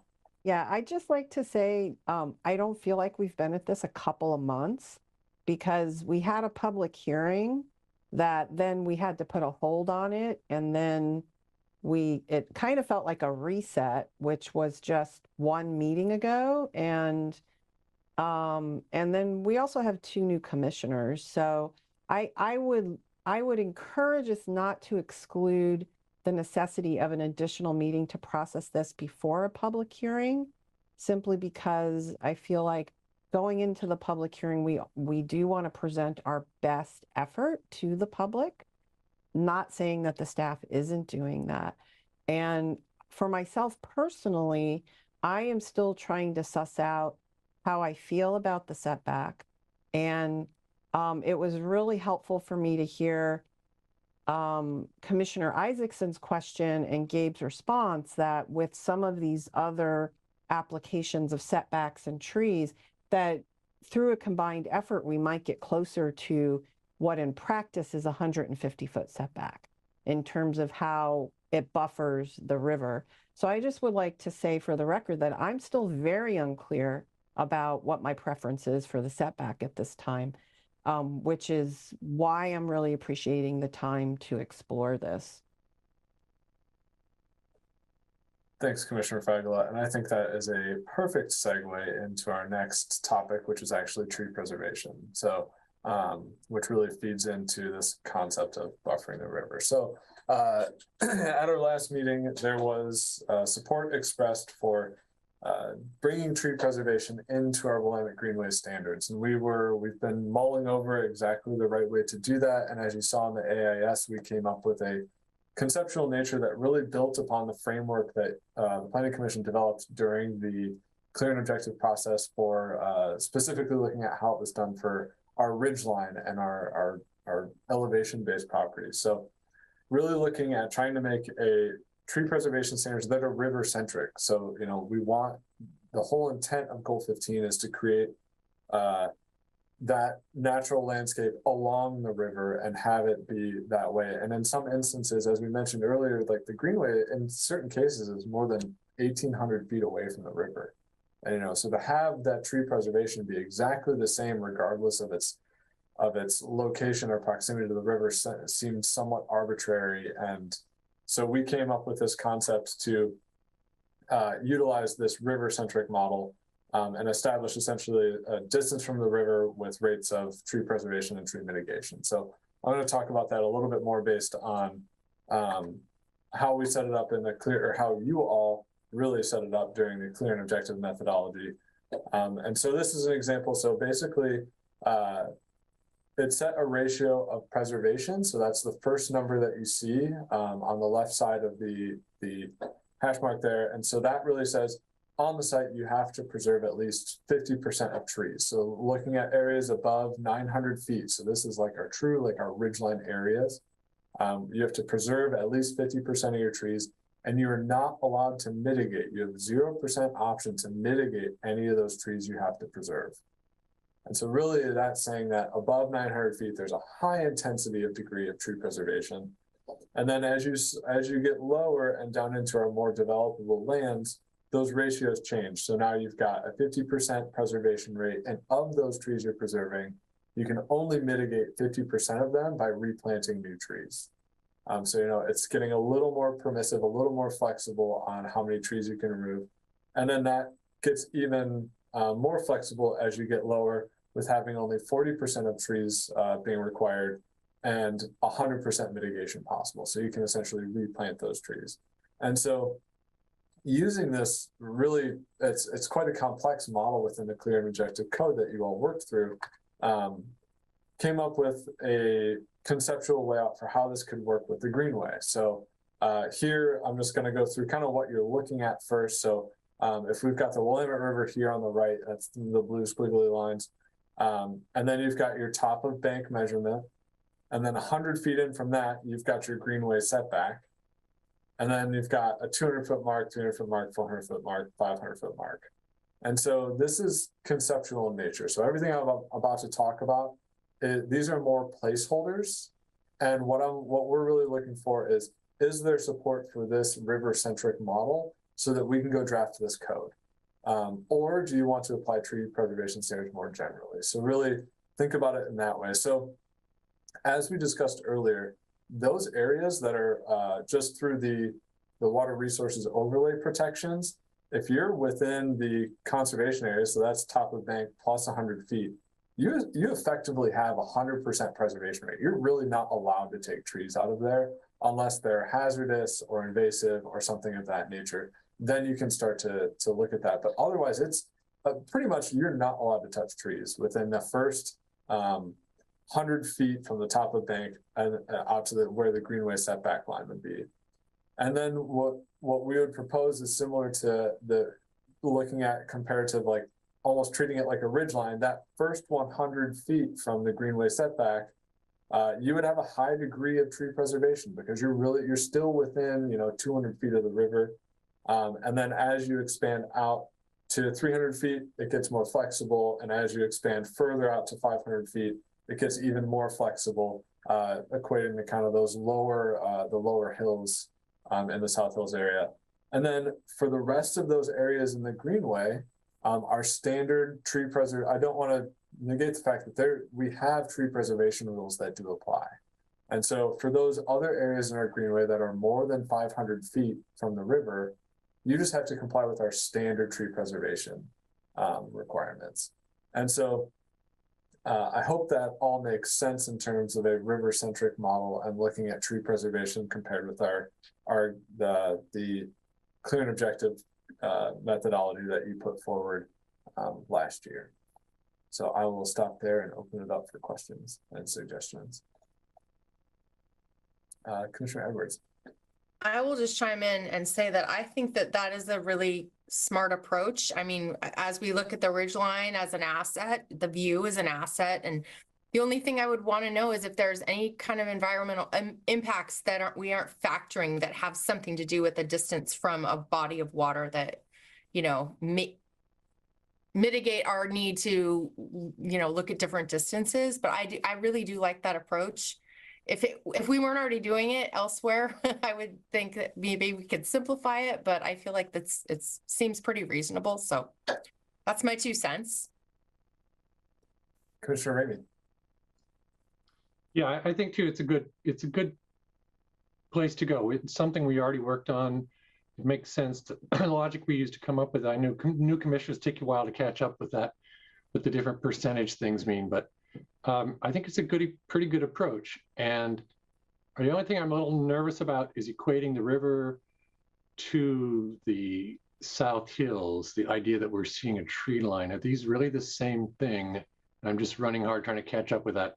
In one case, we want it to be forested, but do we really want to be forested along the river? Do we want more access to sunlight along the river? So I'm not convincing myself either way, but that's one of the problems with forest 100% preservation is that then you're always in the shade. In this climate, that can be a problem. So I'm always trying to be careful we don't create 100% forest land with no no grasslands. And thanks, Commissioner Ramey. That's a great point. One thing I'll just expand upon here is that this area where I'm talking about the 100% preservation, that's really what we're not talking. We're only really talking about regulating areas outside of the Greenway setback going this way, because this is already protected through the WR overlay. So it's really, we would be looking at adjusting these numbers out here. Once we start to get public feedback and you hear about what maybe the tree preservation levels people are interested in for those areas outside of the Greenway setback, that's how that would work. And we can really think of these areas, we're not regulating those. Is the 50/0, that's the highest level in the hills, right? That is the highest level in the hills, that's correct. So we're starting with the highest hill level. That's correct, yeah. So you could dial that back and say, hey, we want to be a little more flexible or a little more rigid. That would be up to the commission. Jeff, if I might briefly just add to that, Commissioner Ramey, to your question about the science behind the Goal 5 requirements, shade is definitely one of the components that was considered there in terms of its relationship to water temperature. And so it's a very intentional level of protection under Goal 5 that does encourage shading of the water. Now, the Willamette is much bigger than some of our other riparian resources in town and doesn't have the effect of shading the whole thing. But in regards to shade, that is intentional. And that's why you see the 100% number within the Greenway, or I'm sorry, the water resource overlay setback. All right, and I'm just going to quickly put everybody in the queue. I've got Commissioner Isaacson, Beeson, Lear, and Balin. Go ahead, Commissioner Isaacson. Thanks. This may be a silly question, but I will say ask it anyway. When we talk about the definition of tree preservation, what I could see somebody who is equally creative with the language on the development side saying, cut the top of the tree off at the balcony level. I've preserved the tree, but now my balcony level has a wonderful view of the river, and thus adjusted this. So is there anything that prevents that? Or do we have to, when I say tree preservation, the whole tree stays? So I'll jump in and say that we will go back and look more closely at the clear and objective standards as they relate to that. There is a term we use in code with regard to what we call a technical felling of a tree. So, over a certain percentage of the tree that's removed, or if in effect it kills the tree even over the course of time. I know that's not precise, and but anyway, Jeff, go ahead. I had it open because I was looking at it earlier today to remind myself how detailed we got. And just for context, tree removal, in terms of what you're talking about, includes substantial destruction that destroys more than 20% of the critical root zone of a tree, or topping or severe severing the Cambrian material 50% or more of the circumference of the tree. So there is a very specific definition of what it means to remove a tree, which goes beyond just taking it out. So what you're talking about would likely be considered tree removal and potentially grounds for not being permitted. Great, thank you. So the Planning Commission was very thorough previously. I had Commissioner Beeson up next. I like your proposal. I think it's a very good starting place. I like the fact that it aligns with previous work we've done. I like the idea that kind of more proximate to the river appears to me to be more native species, I guess more of the natural and less of the mitigation.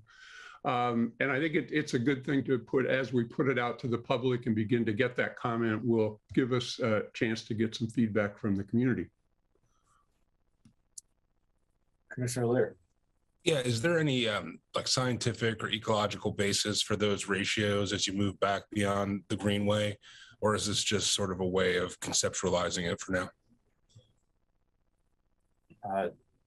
Gabe, do you have context from the previous? Well, I would say that the way that we presented it tonight is a way to conceptualize it as it relates to the work that was done as part of the clear and objective amendments adoption package passed last year. Yeah, I think, you know, the numbers themselves, though, reflect a policy choice made by the Planning Commission and ultimately approved by Council as the right decision locally here, right? So it's a policy choice. Commissioner Bailey. Thank you. I also very much like this conceptually, and I wonder how it would apply in those areas where the Greenway boundary is very, very close to the river, where there are many areas of exception to the larger boundary and therefore the setback. And what about trees within those areas? And it seems like it would all have to be considered. So in those instances where the actual boundary of the Greenway is really, so if the Greenway boundaries, we are not regulating anything outside of the Greenway for this. So outside, in those areas, anything outside of the boundary of the Greenway, our normal citywide tree preservation standards will apply. In those instances in which the setback is closer to the river, we would have to take into consideration exactly how that code would be drafted. So we'll have to kind of think about that moving forward and exactly how to taper those accordingly. Right, thank you. Commissioner Bailey, in terms of context as well, the concept of tree preservation and mitigation was something that came up at City Council during their consideration of the Middle Housing Code amendments. And they have specifically asked for a work session to be scheduled in the fall, date pending, but in the fall, to talk about citywide tree preservation regulations. And so that will be going on kind of at the same time that Planning Commission is considering tree preservation specifically within the Greenway. And then I have Commissioner Fragala. Great, thank you. So I really appreciate this model. I like it a lot. I think it takes a lot of things into consideration, such as the work that we've already done. And I like that the 50%, 0% mitigation allowed up to 200 feet. I like setting that because based on the model that we have created, but also based on some of the feedback that we've gotten from the community along the river already. So I like the model. Excellent.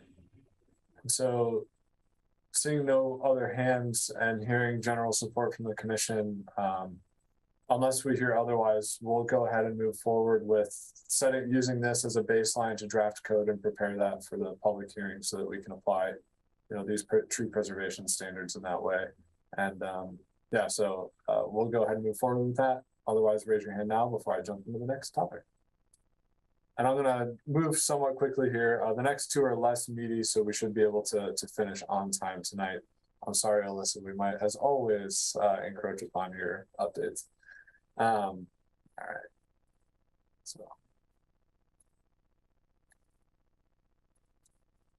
So the next topic for this evening is the native landscape buffer. And so, you know, we talked briefly about it, but really what this is it is a 10-foot strip that is on the landward side of the Greenway setback, and it requires native plantings to be planted in this area. And at our last meeting, we discussed why we felt the 10 feet number was correct. But the questions that have come up and where we're looking for a little more direction is on the actual type of vegetation that's being put in there. And so as we drafted it, we had drafted it being the L2 landscape standard, which requires canopy tree every 30 feet, every linear 30 feet. And then it requires shrubs that have filtered views. So that's really they're 30 inches to 42 inches high.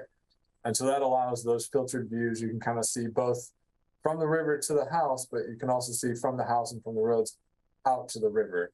The question came up in both testimony and otherwise, whether or not that should be bumped up to L3, which is really looking at screened views because the shrubs are vision obscuring, they're 6 feet tall.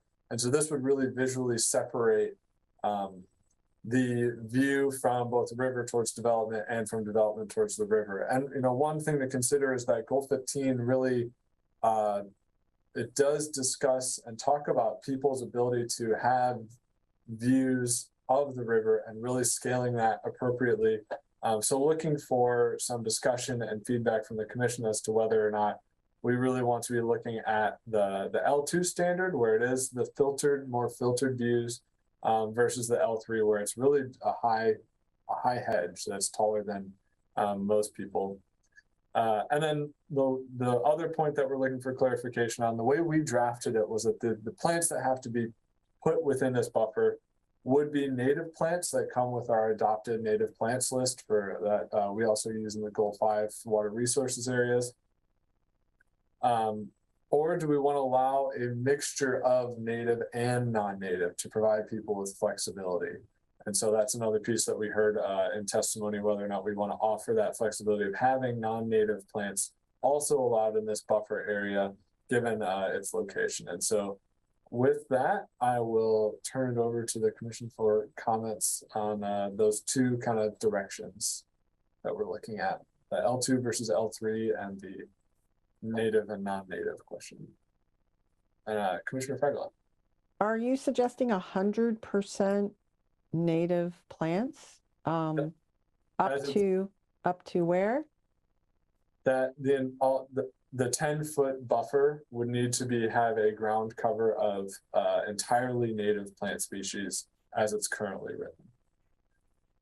Including the shrubs and canopy trees, right? And they are a pretty wide selection on an already adopted plant list that we use for those areas within 100 feet in the Goal 5 protected areas. So again, the thinking is that it would be helpful in regards to habitat value. It's compatible with the river. Again, it's based on a policy choice and some technical work that we've already done, and in practice works pretty well. So yeah, the question there, we heard from folks in River Road in their testimony about some interest in having maybe up to 50% of it be from a non-native plants list. So that's, the L2 versus L3, and should we allow for non-native species for that buffer? And I'll just note, I've got Commissioner Edwards, Beeson, and Ramey in the queue. Commissioner Edwards.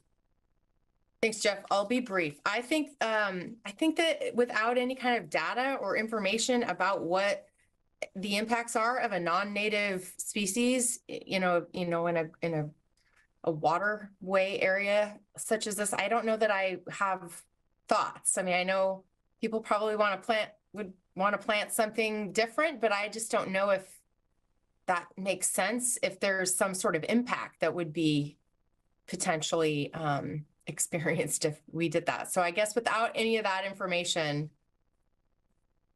I don't know. I don't know if we have it or can get something, but I will just briefly respond, and I can follow up with you as well, okay, Edwards. But again, we do have an adopted plant list for like parking lot landscaping and whatnot. Right. So we have a schedule of plants that are appropriate, not necessarily for within the water resource overlay, but that native plant list also has a list of non-native invasive species that are prohibited. right? And so that is part of, and a question that Commissioner Bailing had asked at the last meeting. So just to clarify that piece, that they would not be allowed to plant things that are known to be problematic habitat. Yeah. Well, that's helpful, I suppose. Thanks, Gabe. Commissioner Beeson. So I like the idea near the river all the way through. I find the adopted plant list, the way Gabe talks about it, to be pretty compelling. I think I'm okay with the L2 landscape, the shorter height. And so I'm kind of tending towards the native adopted plant list in the L2. And again, with the caveat, if this is another one, it'll be very interesting to see what sort of feedback we get through the community or the public comment. Commissioner Rainey. So first, the dumb question category, is this 10 feet outside of the setback?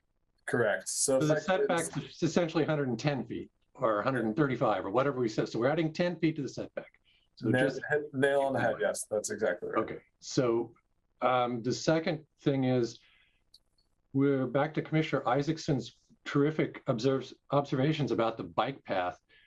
Are we really screening from public activity along the river? And isn't public activity generally along the bike path? And if that's true, then I would say we would allow or require screening perhaps more intensively when you're within a few feet of the bike path. So if your property is going to be close enough to the bike path that it's going to be affected, then maybe that's the L3, but the L2 could be everywhere else. Appreciate that feedback. I'm all about flexibility. I think the 50% mix is fine, but if the community is comfortable with 100% native, and we'll hear if they're not. So let's go with 100% and see what we find out. My only comment with regard to that is back to the point about complexity and the variable nature of the bike path and its location, and how do we write code that is specific to that relationship. But it's something that we'll need to think about a little bit more.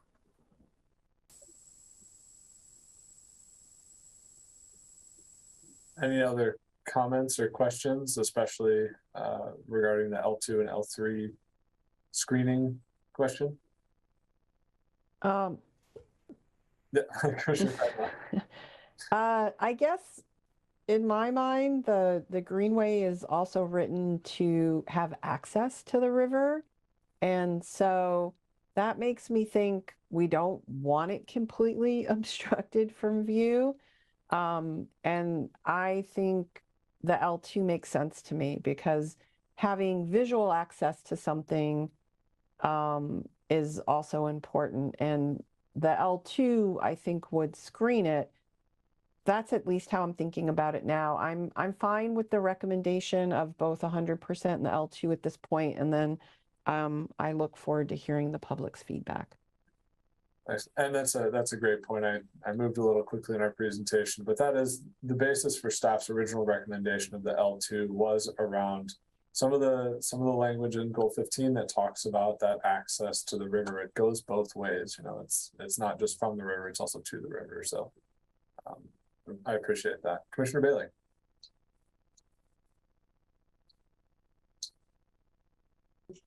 Trying to unmute. On a lighter note, just keep in mind, you start out with the L2, which I agree with, and given a couple more rainy years, pretty soon you're going to be a lot bigger shrubs.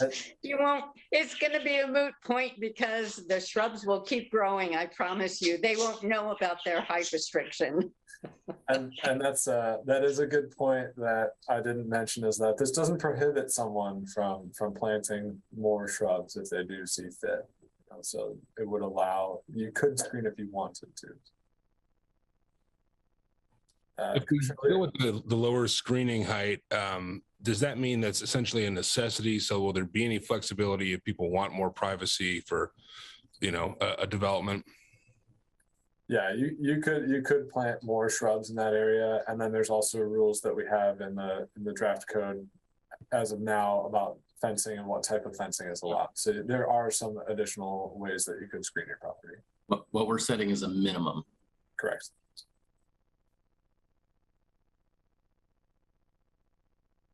All right. Seeing no question, I feel like we have heard that for the time being, we're going to continue with the L2 and maintain the 100%. And we'll kind of wait for further public feedback and some of the discussions during deliberations to dive a little bit deeper on those specific topics. All right, so we have about 10 minutes left, and this last topic is almost equally info share, the way that staff is looking at it. And it's really looking at vehicle parking and vehicle use areas. So previously, the way that we had originally proposed it, we had looked at parking and vehicle use areas being not permitted between buildings and the Greenway setback line. So that would be any of this area in here, you would not actually be able to put parking. You could put parking over here and over here. And what staff found, as we kind of detailed at length in the AIS, was that we have a lot of existing standards and codes, such as you're technically not allowed to have parking in between the building and the road. And so you're creating these conflicts of standards that would essentially create a really difficult scenario. And then in addition to that, some of our other requirements, such as the native, the landscape buffer and the Greenway setback and these other features, really feed into keeping things buffered from the river and ensuring that those are kind of mitigating the impact of parking and vehicle use areas. And for that reason, staff has essentially suggested that we remove this requirement or this prohibition for parking between the building and the Greenway setback line. So I'm happy to open it up to questions for that one before I get into the closing slides. Commissioner Bailey. I just want to go on record saying I hate having any vehicle activity close to the river in any way. I know that's not possible, but there is no way to protect the river environment from the toxins that come with vehicles. And more importantly, is there any way we can include, with regard to any development, a requirement that any hardscape be pervious and include stormwater management, runoff, pervious materials just has to be a part of what happens in any development close to the river.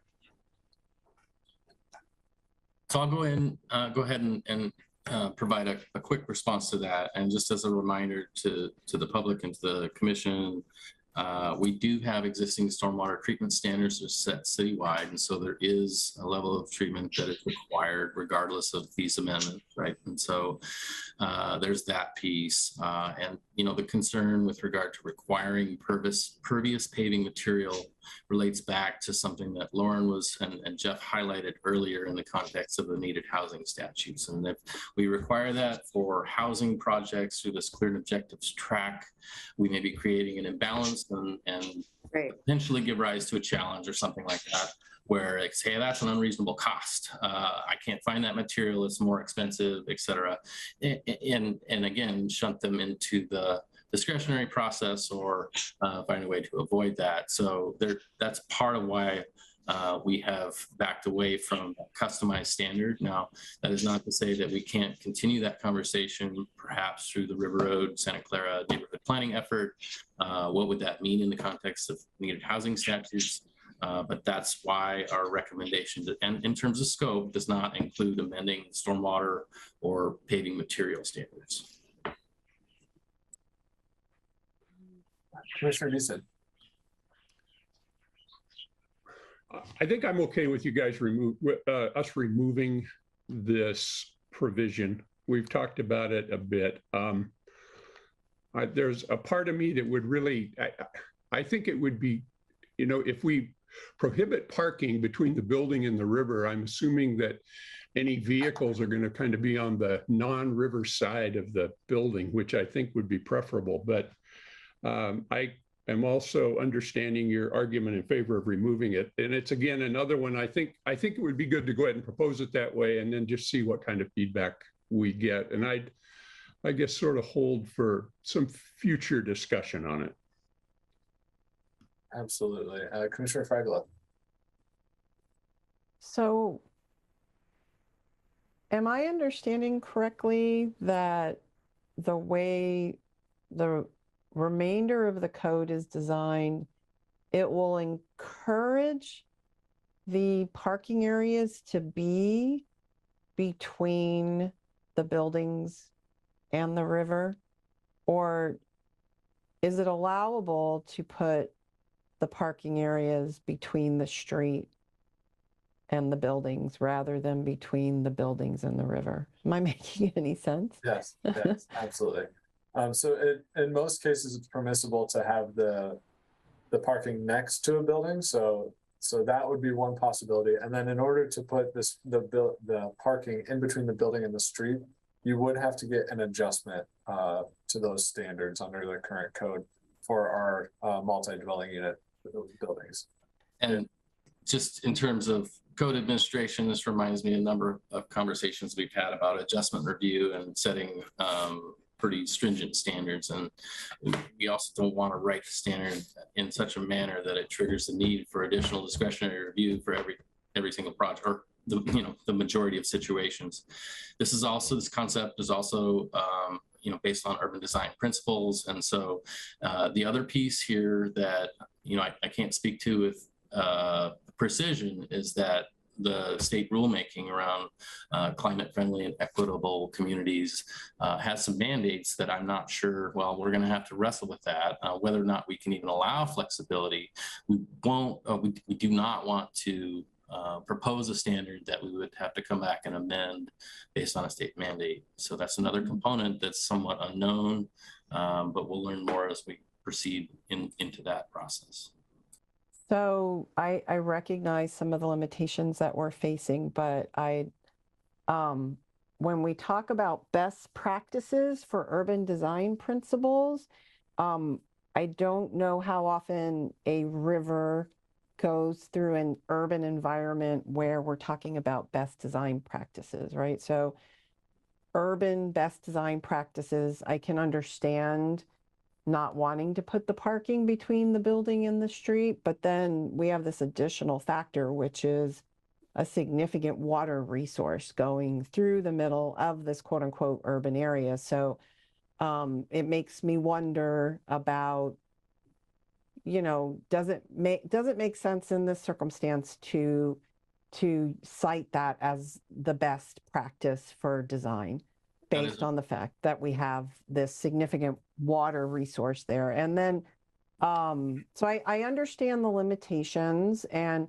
I would like to know more specifically what the climate friendly and equitable communities rulemaking is, because I will say that I also have concerns about putting these parking lots so close to the river. Like for me, it would make more sense to put them on the other side of the buildings to protect the water from whatever is going to run off from those buildings. So there is also that 100-foot setback. Like I get that, but I'm just trying to figure it out in terms of what I think is good for the water resource, as well as within all the other restrictions that we're facing. Commissioner Fragala, I think those are all excellent points, and just a little bit by way of background, one other thing to consider is looking at goal 15. Its primary focus is separating structures from the river. And so by, it's certainly a trade-off, but to the extent that the vehicles are closer to the river, the structure will be farther away. And I think there was also something in the AIS about emergency access and preventing parking and vehicle access between the building and the river could create some problems for fire and other emergency access requirements. So there's a lot going on in this question for sure. Yeah, thank you all very much for your feedback. I'm just trying to sort through it all. So All right, I will do a quick time check because we are at 7:29, and I do have Commissioner Lear and Commissioner Isaacson's hands up at this time. So just understanding this a little bit more, it would be problematic to allow more flexibility. We sort of have to pick whether they're on one side or the other of the river. Sort of, Commissioner Lear. The original proposal would have prohibited parking and vehicle use areas between the structure and the river, which is, and staff is now recommending that that prohibition be lifted. So that means that all the folks in the Greenway would be subject to the same parking requirements as other places in the city, which typically discourage parking directly between the structure and the street, but allow parking along the side of the structure and other things. So am I getting there right? Yeah, I think so. Had there been any consideration of allowing more flexibility to encourage the parking closer to the street, in the Greenway zone? So we started with a standard that would have required it to be between the building and the street and not between the building and the river, right? And so this would actually flip that default. Is it possible to split that difference, though, to allow for that flexibility without encouraging it closer to the river? One area we could explore, but again, it's around complexity and scope, would be whether or not that standard's adjustable and what criteria we'd need to create for that, or whether we could rely on existing code. We can explore that a little bit more. But again, the intent is to have a simple, clear, and objective set of rules. You either meet it or don't. And so, yeah, I think what we're looking for is input on a clear choice, with the notion that we will certainly hear more feedback and have more opportunity for discussion as we go through the next hearing process. So I'm wondering if I could jump in really quick and just ask for a show of hands if people are okay with extending the meeting for about 10 minutes to allow us to have some additional discussion and allow us to consult with staff on whether they have enough info. You okay? All right, thanks. Commissioner Isaacson. So, to kind of dovetail a little bit off of what Commissioner Fragala was saying, can we add a pervious pavement requirement to the parking lots that we're talking about, so that you're capturing the settlement, you're capturing the runoff, those surfaces, or the building material captures about 85% of settlement to begin with, and that could go a long way towards the mitigation we're talking about written into the code.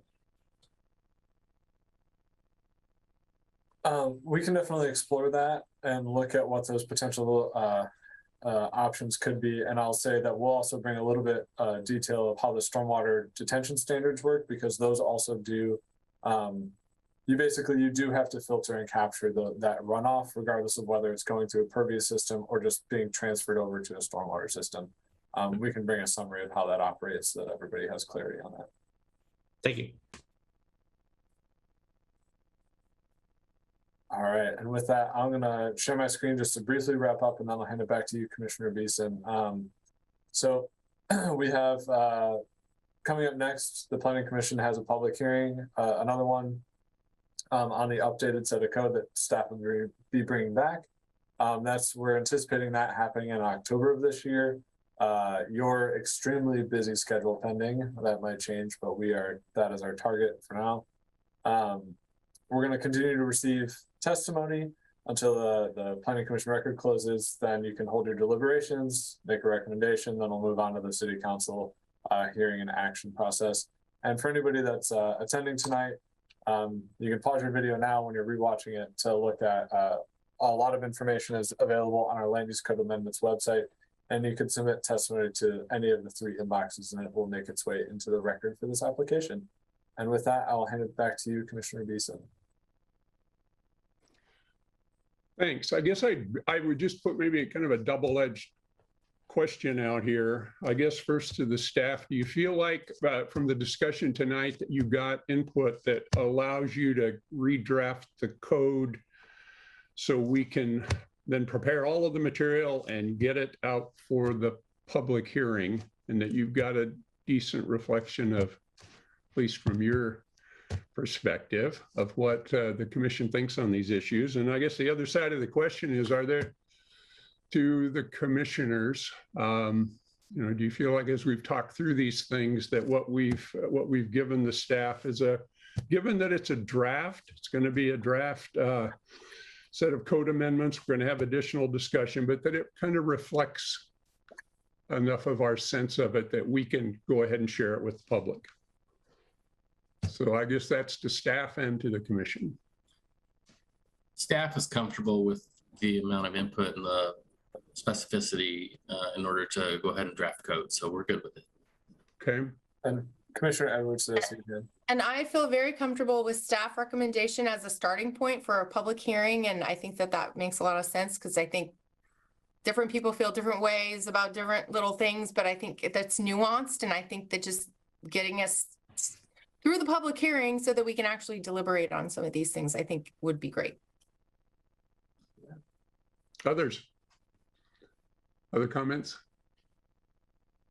I'm going to assume, seeing no hands, that you guys are generally, Commissioner Bailing? Can I just clarify, would there be a revised draft of the code amendments that we would see prior to the public hearing?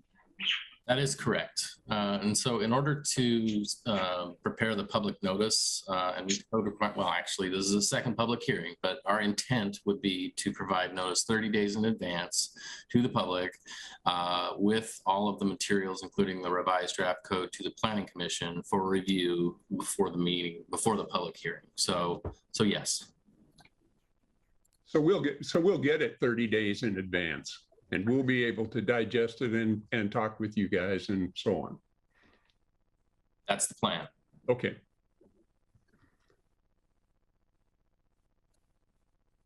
All right. I think that's the track we're on. No, I'm not seeing. Okay. I think we have another few minutes. I'm going to see if Alyssa has anything for us.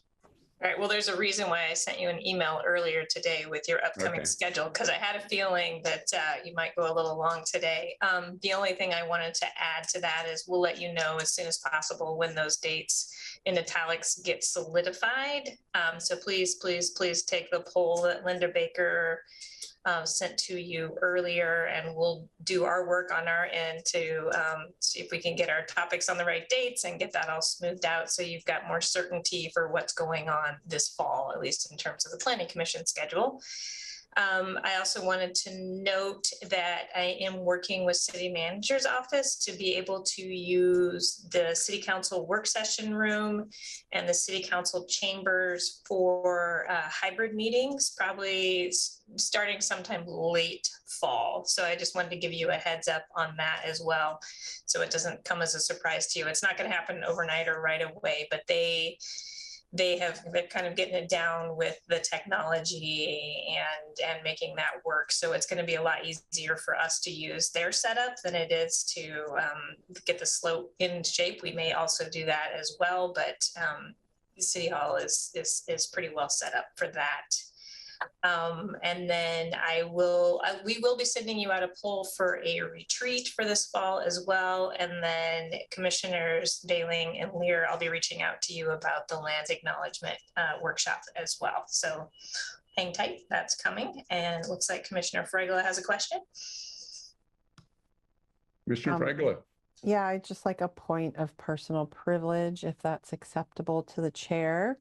I just wanted to recognize and congratulate the staff on the award that you received for the public input process around the HB 2001 draft code. I think it was a great acknowledgement of all of the work that went into that effort. So congratulations on that.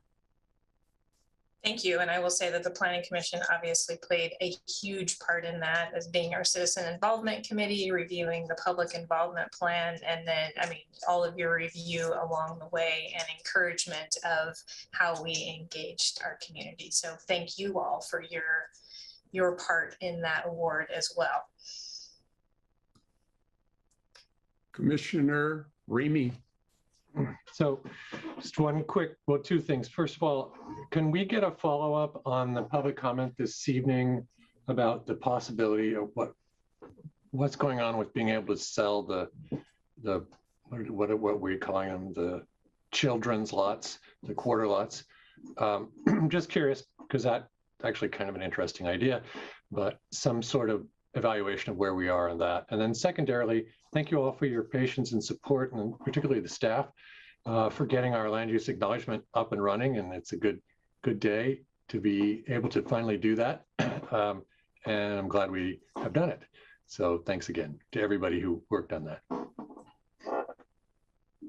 Thanks, Commissioner. I'll touch base in the coming weeks with a response to Mr. Boyle's testimony and kind of explain the situation that he's referencing. Good. Okay. And I also want to thank the staff and thank the commission for some hard, good work tonight, plowing through this material and getting it to a state where I think we're all, sounds like we're comfortable putting out the draft for the public hearing, so we can kind of keep this process moving. So thanks very much. And I'm not seeing any more hands, so I'm going to adjourn the meeting. Thank you.